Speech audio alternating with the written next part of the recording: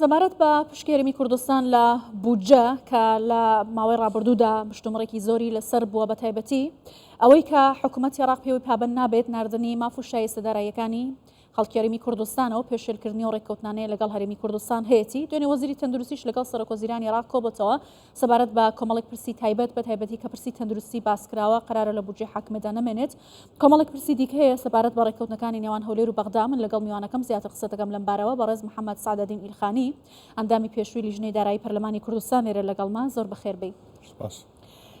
لە ماوەی ڕابردوودا بە تایبەتی پرسی ناردنی موچۆ شایستە داراییەکانی هەرێمی کوردستان جێگەی مشتومڕێکی زۆر بووە هاوڵاتیان نیگەرانن لەوەی کە بۆچی حکوومەتی عێراق پابەندی و ڕێککەوتنانە نابێت بڕیارەکە شاندی هەرێم سبەی سەردانی بەغدا بکاتەوە پێتان وایە ئەم وت و وێژانە دەتوانێت بەغدا پابەندی ڕێککەوتنەکان بکات ئەنجامێکی دەبێت؟ سوپاسان دەکەین هەتا ئێستا هەموو ئەو سەدانانە بەغدا بە تەواوی پابەند ڕێککەوتنەکان نەبووە بەڵام بۆ ئەوی هەرێمی کوردستان سوورە لەسەرەوەی کە کێشەکان چارەسەر بکرێت و نیەتە باشەکەی خۆی دەربخاتن بە بەردەوامی ئەم سەردان و کۆبوونەوانە بەردەوامە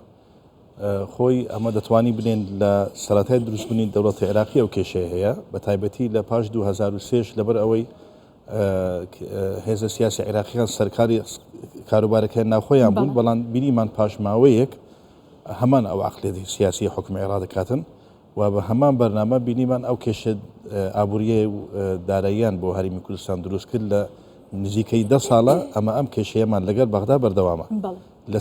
لە سەرەتای دروستبوونی و تشکیلکردنی کابینەی نوێ یەکەم سەردانی سەرۆکی حکوومەت یەکەم کاری سەردانکردنی بەغدا بوو بۆ ئەوەی هەم کێشە هەڵواساوەکان چارەسەر بکرێت بە تایبەتی مەسەلەی بودجە چونکە ئەوان تاکە خەڵک کە دەیانەوێت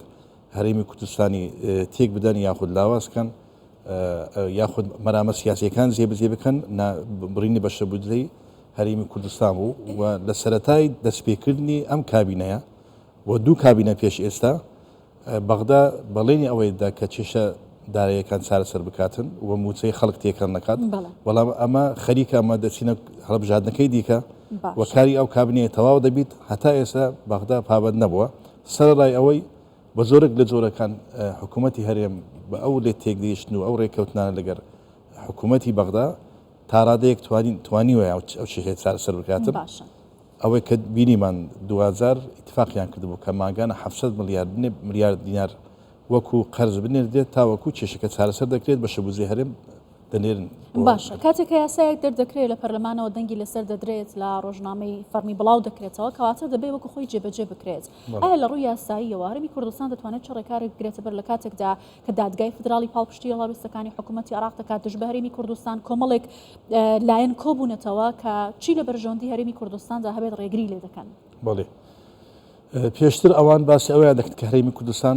پابەند ڕێککەوتنەکان نابیت یاخود مەرجەکانی بەغدا جێبەجێ ناکات هەندێک مەرج هەبوو یاسایی نەبوون هەندێک مەرج هەبوو تەنها ئەوە بوو قواری هەرێمی کوردستان لاواز بکەن بەڵام حکوومەتی هەرێم هێز و لایەنە سیاسیەکان ئەم زاریان پابەندی هەموو ڕێککەوتنەکان بوون و هەموو مەرجەکانی عێراقیان جێبەجێ کرد بوو ئەوە هیچ قسەیەک نەمینێت بۆ ناردنی بودجە بەڵام دەبینین کە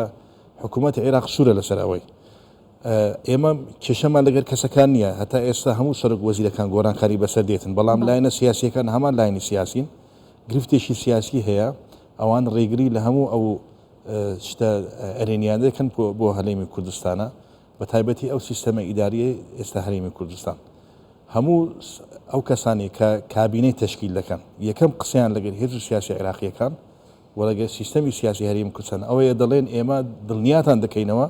کە قوتی خەڵکی کوردستان نابرین موچەی پابەند دەبیت بە پەیدانی موچەی فەرمانبەرینی کوردستان کەواتە خۆیان پێشوەختە تاوانەکانی خۆیان دەزان ئێستا هەرێمی کوردستان دووشتی لەبەردەستە یەکەهمینیان خۆی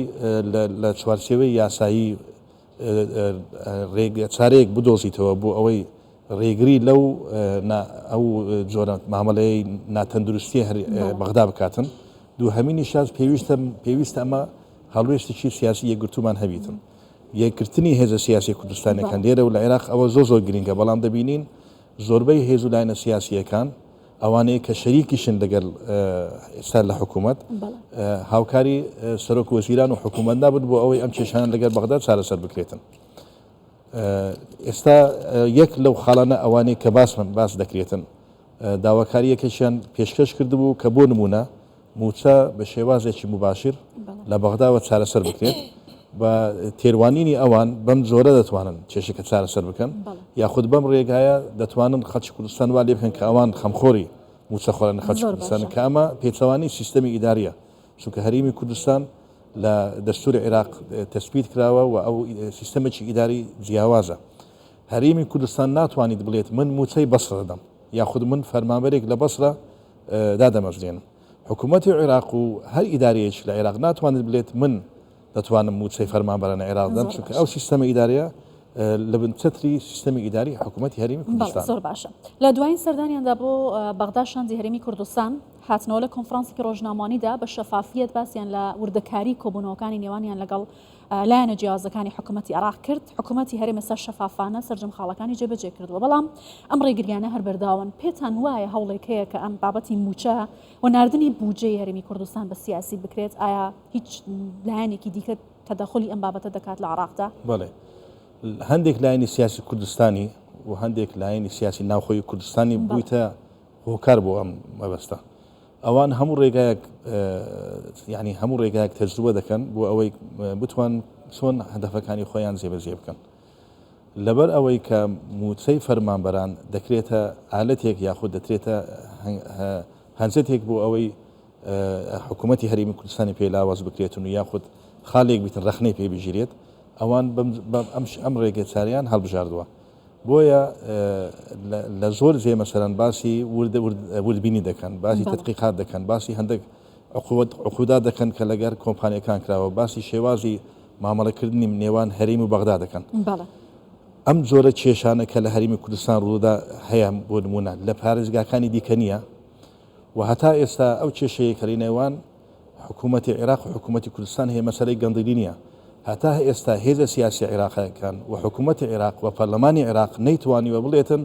گەندەلی هەیە لە سیستەمی کارژێری و ئیداری دارایی هەرێمی کوردستان